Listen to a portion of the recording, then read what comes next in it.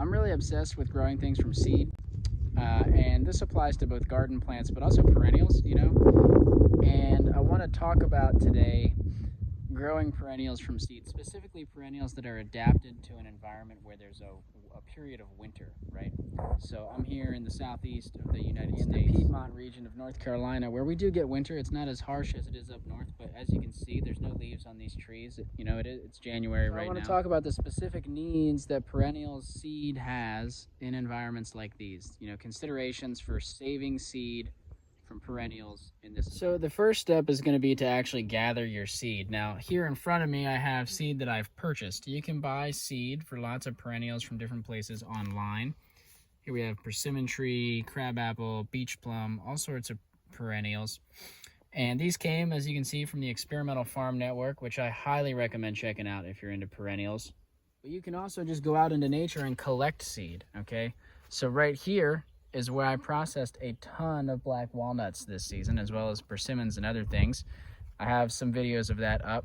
And, sadly, I'm having some issues with some of the older footage. I'm still kind of new to recording the whole process like this, so not all the videos that I intended made it up, and some of the footage that is up is of kind of a lower quality. But the first step is collecting your seed, okay? Then if you're collecting it as opposed to buying it, there's going to be some amount of processing you have to do, which is going to be dependent upon the type of seed. In the future, I'm planning to go into specifics, make videos of each type of seed that I'm processing so I can really dive deep on the details. But the basic gist is you have to understand the storage requirements for the seed from the time that you collect it until the time that you plant it, okay? And those storage requirements are there's a couple of main things, right? One is protection from animals, okay? A lot of seeds are food sources for wild animals, okay?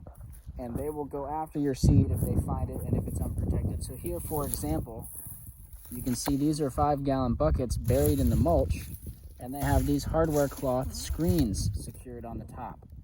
That is to protect the seed that's inside here, mostly walnut seed, from rodents. The other consideration that you have to think about is temperature and moisture, which could also be summarized in the phrase that you may be familiar with of cold stratification or winter stratification of seeds. So because these seeds are native to an environment where winter occurs, they are adapted to need a winter period, a period of cold and somewhat moist conditions prior to being able to germinate. So basically what that means is that most seeds of perennials, this is not always true, but most perennial seeds don't like to dry out. They like to go through a period of cold, and they're food for animals, so you have to protect them. At the same time, you don't want them to get too wet because then they could mold, okay? So you've got to come up with some way to protect your seeds, keep them at the adequate moisture level, and allow them to get cold. So this can be accomplished outside with proper protection. This can be accomplished in a refrigerator, okay, with adequate moisture control. If you've stored your seeds like that, you'll have to take them out and plant them before they wake up, because if you have them in storage like in a bucket and those seeds start to sprout, you'll get a mess of tangled roots. A lot of the seeds will get damaged or die because those baby roots are very fragile. It's not a problem as long as you get them planted before they sprout. The thing you can do is, instead of storing them inside buckets or in the fridge, you can just plant them directly whenever you collect them in the fall. Here in this bed, this is a long garden bed you can see here. If we dig down under the mulch, I've got lots of acorns planted. Now I planted so many that I'm hoping that animals will not be able to eat all of them and that some of them will survive. We'll see. This is an experiment. You have to kind of play with what you can get away with in your environment. And animal pressure is going to change from year to year, as the populations of animals in your local ecosystem change. And I think it's important to note that these buckets that I have, you could use anything to bury the seeds. 5-gallon buckets is easy for me, but you could probably bury them in bins such as this. The important thing, like I said, is protection, which is the screen, and also that there are holes drilled in this bucket on the sides and on the bottom to allow water to drain. And what I like to do is just put in a mix of seeds and wood chips and compost. That way there's some adequate, hopefully adequate drainage, but there's some sort of medium in there besides just seeds. And also, I don't think I mentioned this already, but while the seeds do want to go through a cold period, they also don't want to freeze too hard. That's why I have these buckets buried in wood chips. You know, they'll definitely freeze and get cold in these wood chips, but they won't freeze as hard compared to like if I just had the buckets sitting out on the ground, on the surface of the ground. So that's another consideration to take into account when you're doing this. Let's talk about something else. So here, for example, is persimmon seeds. So you can see the seeds here. These seeds are dry. They've been shipped to me dry. And there's no fruit, right? These seeds originally fell off the tree enclosed in a persimmon fruit. So these seeds have been processed. Now, because they're dry, they're going to benefit from going right into cold stratification. I received these seeds in the middle of January, and I'm going to cold stratify them for the rest of the winter. I'll be adding them to some sort of container later in the day today. And the reason I wanted to point out that they've been processed is because, you know, if you collect your own seed, you're going to collect the fruit first. You're going to have to process the seeds down to this point. And like I said, it's going to be a little bit different with every species that you're trying to collect from, right? And I'll go into that as I do more seed collection. But there's some general things I can say that might be helpful. Seed that comes in a fruit, such as a persimmon, a crabapple, a plum, a cherry, even strawberries and blueberries, you get the whole fruit and you collect that, okay? There's basically two things you can do. You can go through a process of trying to separate the seeds from the fruit, or you can just plant the whole fruit. You could fill a bucket or a container with wood chips and persimmon fruit or crab apples or whatever, and just store the seed like that. And throughout the winter, all that fruit would decompose and you would be left with just the seeds. You could also process persimmon seeds as the Experimental Farm Network did and actually just get the seeds out, separate them from the fruit initially. The easiest way to do that is through a fermentation process. You can kind of mimic, if anyone's familiar with the way you might process tomato seeds, you can look up videos of this online. I have a video on my YouTube as well. You're basically going to mush up all the fruit in with some water in a container, let it sit and ferment for several days, and then you're basically just going to pour the water off the top. The good seeds should sink to the bottom. The bad seeds and the pulp should float, and you can just pour that stuff off the top, and you'll be left with clean seeds. Then there are other types of seed that are more dry. So acorns and things like that, they don't come inside of a fruit. They just come as a nut, right? The acorn, I mean, it has a shell on the outside. So nuts can also be directly planted without any processing, or you can do some processing. Nuts like black walnuts and hickories and things, they come with a husk around the outside of the nut, which I like to process and remove before I save my seeds, just because it saves me on space. But that's not necessary.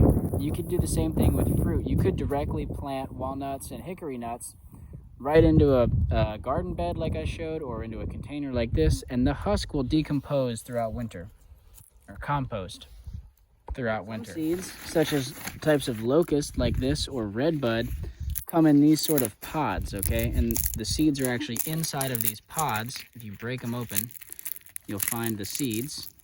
Here's a seed that came out of a locust pod, and this is a good time to talk about another practice that's pretty important, which is examining your seed. You know, you're going through the effort of collecting all this seed, storing it, trying to plant it. You don't want to plant seed that's not viable. So it's good to be consistently looking at the seeds as you collect them. This seed, as you can see, is kind of shriveled and cracked. It's almost definitely not going to germinate. This is a dead embryo.